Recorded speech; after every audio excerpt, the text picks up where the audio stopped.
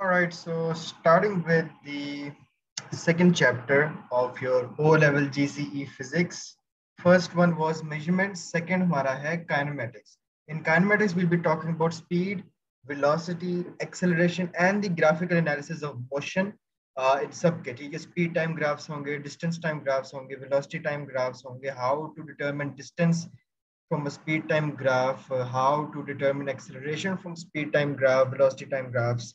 ठीक है distance area से निकलते हैं ग्रेडियंट ऑफ ग्राफ क्या होता है स्लोप डिफरेंट टाइप्स ऑफ वो जो मोशंस के ग्राफ होंगे विल एनालाइज देम ठीक है हम उनको स्टेप बाय स्टेप उन ग्राफ से पता लगेंगे कि वो उस ऑब्जेक्ट का उस वक्त मोशन क्या था and will also look at the free fall concept now speed velocity and acceleration state what is meant by speed and velocity now we have already talked about a common difference between both of them speed हमें पता है कि scalar है velocity we know is a vector quantity now scalar quantities are the one which have a unit and a magnitude whereas velocity a vector being a vector has a magnitude unit and direction same is the case with acceleration as well so we will be talking about state what is meant by speed and velocity now by definition speed basically क्या है rate of change of distance अब किसी भी चीज की जब हम rate की बात करते हैं whenever we talk about rate of something ठीक है जब भी आप रेट की बात करेंगे रेट मींस 1/t तो अगर rate of change of distance लिखा हुआ है तो इसका क्या मतलब है distance over T which is speed तो रेट का मतलब याद रखें रेट इज बेसिकली 1/t ये 1/t क्या होता है किसी भी चीज का अगर आपने रेट निकालना है उसको डिवाइडेड बाय टाइम कर दें तो वेलोसिटी क्या है that is the rate of change of displacement अब डिस्टेंस खुद स्केलर है तो स्पीड भी स्केलर है वेलोसिटी वेक्टर है तो डिस्प्लेसमेंट भी आपके पास वेक्टर ही है type of quantity speed is a scalar quantity और velocity is a vector quantity formula दोनों का दिया हुआ speed is equal to distance over time velocity is equal to displacement over time. Moving on to speed, velocity, and acceleration, we'll be talking about how to calculate average speed. Average speed क्या होती है कि आपने different speeds के साथ travel किया. Now it's not necessary और हम ये नहीं कह सकते बिल्कुल जरूरी है कि आपने एक ही स्पीड से from Rawalpindi to Lahore you have traveled at one speed. No, of course it changes. ठीक है time by time with distance with increasing distance speed भी आपकी fluctuate होती रहती है. But we'll be looking at the total distance and the total time as well. That combined would give us the value of average speed. Now, for most journeys, speed is not constant. Normally, we take the journey as a whole and calculate the average speed. अब आप travel कर रहे हैं जाहिर सी बात है आपकी कभी स्पीड 10 हो रही है ठीक है जब रश बहुत ज्यादा है जब रश खत्म हो गई 60 टच कर गए फिर 40 हो रही है फिर 50 हो रही है ब्रेक भी तो लगा रही है ये तो नहीं ना कि एक ही स्पीड चलते जा रही कोई टर्न नहीं आने कहीं पे रश नहीं आना ट्रैफिक नहीं आनी obviously the speed is not constant so normally when we take the journey as a whole and calculate the average speed का फिर आपके पास फॉर्मूला आता है total distance over total time taken कि आपने कितने टाइम टोटल आपका टाइम क्या था टोटल डिस्टेंस क्या था सारे उन स्पेसिफिक डिस्टेंसेस को ऐड करते जैसे कि पिंडी से कलर कहार वाला डिस्टेंस कलर कहार से भेरा भेरा से सुखेकी से लाहौर ये हमने 4-5 किस्म के डिस्टेंस को ऐड अप किए और सारे टाइम को भी ऐड अप किए ठीक है हमें 20 मिनट लगे यहाँ से वहां तक 30 मिनट लगे वहां से वहां तक 1 घंटा लगा वो उन सारे टाइम्स को भी आपने ऐड कर दिया ड्यूरेशन को तो total distance divide by total time would give you the value of your average speed जैसे कि आपके पास कुछ क्वेश्चंस हैं if a car is taken from the garage and driven for 100 kilometre before returning to the garage after 2 hours what is it average speed obviously total distance आपका 100 है और आपका टाइम ट्रेवल किया है 2 आवर्स है तो आपकी एवरेज स्पीड क्या है ये 50 क्या 50 किलोमीटर पर आवर आपकी क्या स्पीड है ये 50 kilometre per hour. Same is the case over here as well. Question number 2 और question number 3. Velocity क्या है अगर हम इसको डिटेल में देखें ना velocity is the distance traveled और more specifically हम यहाँ पे अगर word use करें displacement का वो भी ज़्यादा अच्छा लगेगा कि अगर हम displacement की बात करें तो displacement or the distance traveled per unit time in a specified direction. Specified direction में distance को ही हम displacement कहते हैं मैंने उस दिन बताया था कि 2 पॉइंट्स है आपके पास A and B ये डायरेक्ट तो आपका डिस्प्लेसमेंट है बट एक और अगर एक रास्ता लें जो कि ऐसे करके आ रहा है जहाँ वो भी बी पर है this is your distance but the one in a specified direction वो आपके पास क्या होता है डिस्प्लेसमेंट और ओवरऑल वेलोसिटी को हम rate of change of displacement भी नाम देते हैं. Now since it is a vector quantity, therefore the direction of the travel is also important.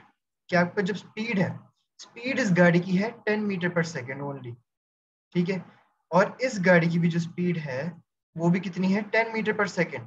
लेकिन दोनों की वेलोसिटी देखें, इसकी वेलोसिटी है प्लस 10 मीटर पर सेकेंड क्योंकि वो राइट की तरफ जा रहा है, और इसकी वेलोसिटी है माइनस 10 मीटर पर second because it is travelling to the left.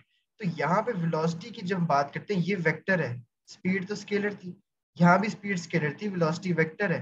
तो जब वेक्टर की बात करें, we have to include the direction by showing a specific sign.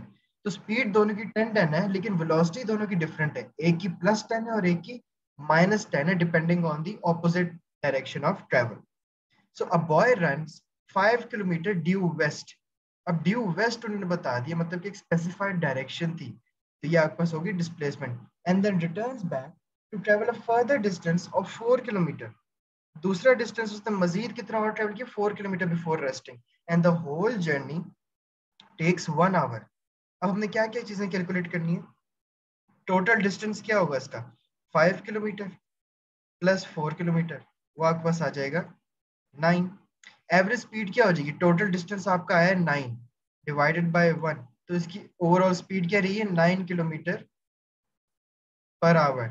His displacement from the starting point. अब ये देखें क्या है, ये बॉय है, ठीक है, उसने क्या किया, वेस्ट की तरफ, ये वेस्ट है, वेस्ट की तरफ 5 किलोमीटर चला, and then he returns back to travel a further distance of 4 kilometre. वो क्या करता है, वो वापस आता है और फिर मजीद आगे 4 किलोमीटर जाता है. तो डिस्प्लेसमेंट यहाँ पे आप माइनस कर देंगे, 5 माइनस 4, वो आ जाएगी 1. मतलब स्टार्टिंग पॉइंट से वो सिर्फ 1 किलोमीटर ही आगे पीछे हुआ है. एवरेज वेलोसिटी क्या हो जाएगी फिर, एवरेज वेलोसिटी के लिए हम डिस्प्लेसमेंट यूज करेंगे, डिस्टेंस यूज नहीं करेंगे. डिस्टेंस हमने यूज की थी एवरेज स्पीड के लिए, डिस्प्लेसमेंट हम यूज करेंगे फॉर एवरेज वेलोसिटी. तो वो डिफरेंट होता है. जैसे कि मैं कहता हूँ ये पॉइंट ए है, ये पॉइंट बी है. अब दोनों में फर्क देखें क्या होगा. मैं यहां से गया हूं, मुझे 6 किलोमीटर का रास्ता पड़ा, वापस आया हूँ, 6 किलोमीटर का रास्ता. मेरा टोटल डिस्टेंस क्या पड़ा है मुझे, टोटल डिस्टेंस मुझे पड़ा है 12 किलोमीटर का आने जाने का. लेकिन जो मेरी डिस्प्लेसमेंट है वो मेरी भी कितनी है, 0. मेरी डिस्प्लेसमेंट तो 0 है, क्योंकि अगर मैंने आना ही ए पे था तो मैं डायरेक्ट आता ना. जैसे कि बात तो वही होगी, अगर मैं कहूँ कि ये ए बी और ये सी पॉइंट्स हैं, दोनों में फर्क देखें क्या होता है, ए बी एंड सी. अब मुझे जाना है बी पे, मैंने कहाँ पे जाना है, ए टू बी जाना है. मेरे पास दो तरीके हैं. डिस्प्लेसमेंट क्या होगी, डायरेक्ट स्पेसिफाइड डायरेक्शन में ये 5 किलोमीटर ट्रेवल करो. लेकिन डिस्टेंस एक और क्या हो सकता है, फॉर एग्जाम्पल पहले ए से सी जाऊं 4 किलोमीटर, और फिर मैं सी से बी आऊं मजीद 2 किलोमीटर. अब मेरा डिस्टेंस क्या है और डिस्प्लेसमेंट क्या है, डिस्प्लेसमेंट मेरी हो जाएगी 5 किलोमीटर, लेकिन डिस्टेंस क्या है, जो मैंने एक और रास्ता लिया वो हो जाएगा 4 + 2 6 किलोमीटर. अब यहाँ पे आप देखें, मैंने ए से ए ही जाना था, ओवरऑल मेरी डिस्प्लेसमेंट क्या हुई, मैं ए से स्टार्ट किया था, बी पे गया और वापस ए पे ही आया, तो डिस्प्लेसमेंट तो मेरी 0 है. मैं ए पे ही रहता ना, अगर मैंने ए पे ही आना तो डिस्प्लेसमेंट मेरी 0 है, लेकिन जो डिस्टेंस है दैट इज एक्चुअली 12. समझ आ गई ये बात. जी. So we have a problem solving over here. A cyclist travels 6 kilometers due east and then makes a turn to travel a further distance of 8 kilometers due north. The whole journey takes 2 hours. अब क्या किया उसने, ये बंदा खड़ा है, पहले वो 6 किलोमीटर ईस्ट पे गया और फिर वहां से 8 किलोमीटर ऊपर नॉर्थ की तरफ गया, ये नॉर्थ की तरफ गया, ये ईस्ट की तरफ गया था, ईस्ट की तरफ 6 किलोमीटर गया. The whole journey takes 2 hours. Time कितना लगा, 2 आवर्स. पहले हमने बताया distance travelled by the cyclist. Distance क्या था जो पूरे साइक्लिस्ट ने ट्रेवल किया, वो हो गया 6 + 8, क्या हो गया 14. तो एवरेज स्पीड क्या हो जाएगी, डिस्टेंस ओवर टोटल टाइम, वो हो जाएगी 7 किलोमीटर पर आवर. डिस्प्लेसमेंट क्या है, डिस्प्लेसमेंट होगी, अगर मैंने नॉर्थ पे जाना था तो मैं यहाँ से नहीं डायरेक्ट जा सकता था. अगर मैं यहाँ पे कलर चेंज करूँ पेन का, एक सेकेंड, डिस्प्लेसमेंट में अगर यहाँ से डायरेक्ट नहीं जा सकता, अगर मैं यहाँ से डायरेक्ट जाता तो डिस्प्लेसमेंट हम कैसे निकाल सकते हैं. Now in the maths you have a formula of hypotenuse square is equal to base square plus height square. इस तरह करके आपके पास वैल्यू आ जाएगी फॉर योर डिस्प्लेसमेंट, और वो जो भी x वैल्यू आएगी डिस्प्लेसमेंट की, when you divided by time you would get your velocity. So this is the difference between distance and displacement. Same is the case over here. This can be solved on your own as well. A car travels along the route PQRST in 30 minutes. क्या उसका distance था? P to Q गई है, Q to R, R to S और फिर S to T. ये उसका पूरा distance रहा है basically. Now what is the average speed of the car? हमने बतानी है कि उसकी एवरेज स्पीड कार की क्या थी, टोटल डिस्टेंस। ये स्पीड है, वेलोसिटी नहीं मांगी उसने, ठीक है, उसने हमसे स्पीड मांगी है। स्पीड के लिए हमें डिस्प्लेसमेंट चाहिए या डिस्टेंस?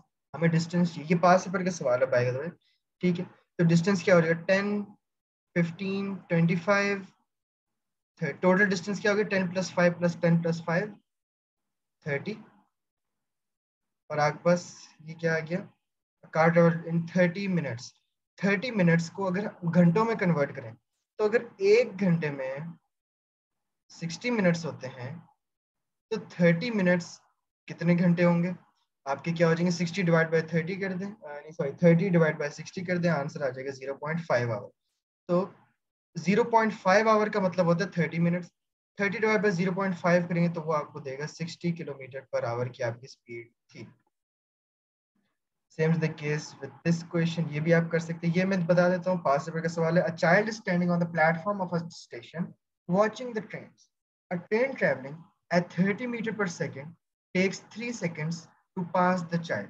अब एक ट्रेन की जो ट्रेवलिंग स्पीड है वो बेसिकली क्या है, ये उसकी स्पीड हो गई 30 मीटर पर सेकेंड, और उसने 3 सेकंड लगाए चाइल्ड के पास पास करने में। तो what is the length of the train, length की बात हो जाए या डिस्टेंस की बात हो जाए, बात तो वही है।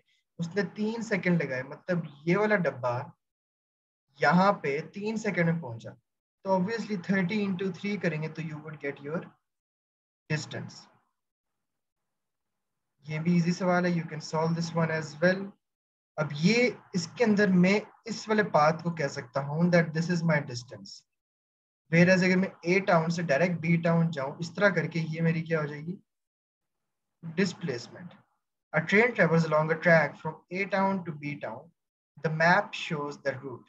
The distance traveled by the train between the towns is 210 km and it moves at an average speed of 70 km/h.